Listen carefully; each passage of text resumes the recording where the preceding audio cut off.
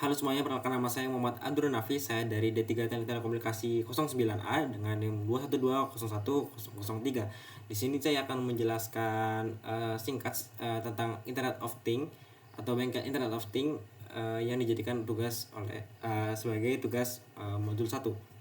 Oke, saya akan mulai langsung mengenai apa itu IoT.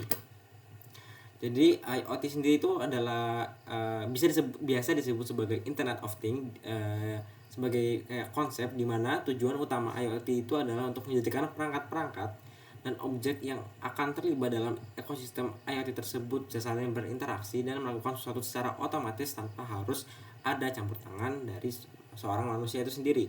Jadi misalnya kita punya ladang dan ladang itu bisa melakukan bisa mengetahui apakah dia punya tanah itu cukup lembab atau cukup subur, sehingga nanti kalau misalnya tanah itu kurang lembab atau kurang subur, dia bisa melakukan penyiraman atau pemupukan secara otomatis tanpa harus ada bantuan dari kita. Lalu lanjut,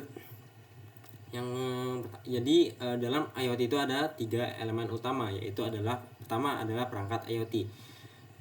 Perangkat IoT yang pertama itu disebut sebagai sensor. Jadi sensor ini bisa bertindak sebagai mata. Jadi ininya menjadi sensor, itu akan mengubah sesuatu yang fisik menjadi listrik. Jadi misalnya di bawah sini ada sensor cahaya dan sensor getaran. Maka sensor ini bisa membaca cahaya yang melewati sensor tersebut dan bisa membaca getaran yang melewati sensor tersebut.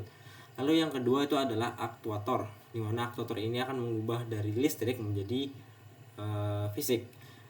Aktuator itu umumnya dibagi menjadi 2. Yang pertama ada aktuator motor yang berguna sebagai penggerak mesin umumnya. Lalu ada aktuator dari katup, jadi berguna untuk menggerakkan cairan atau fluida dan sebuah gas.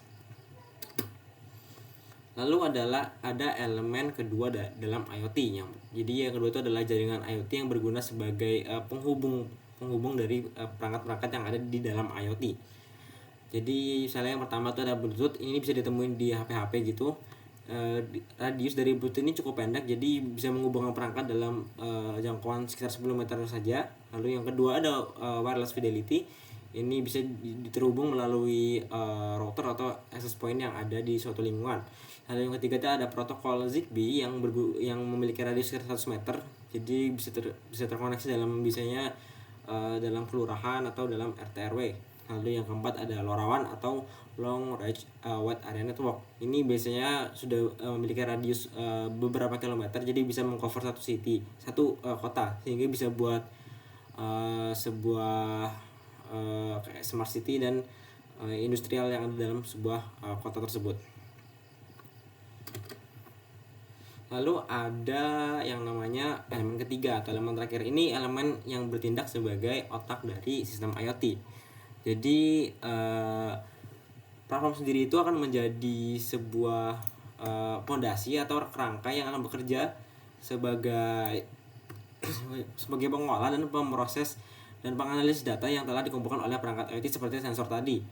Lalu platform juga nanti akan berfungsi sebagai manajer dari konfigurasi yang ada di dalam IoT, lalu bisa melakukan processing data secara real time untuk melakukan atau untuk mengolah data-data yang ada di dalam perangkat IoT tersebut.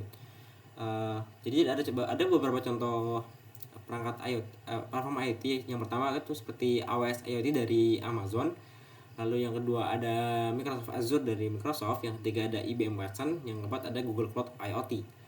Jadi karena platform ini berbentuk seperti software, jadi ada beberapa ancaman yang dihadapi oleh platform IoT. Yang pertama itu ada seperti contohnya adalah DDoS attack, dimana DDoS attack ini akan kita punya sistem akan diinjek dengan script atau algoritma yang dapat membuat kita punya perangkat itu overload sehingga tidak bisa bekerja seperti semula.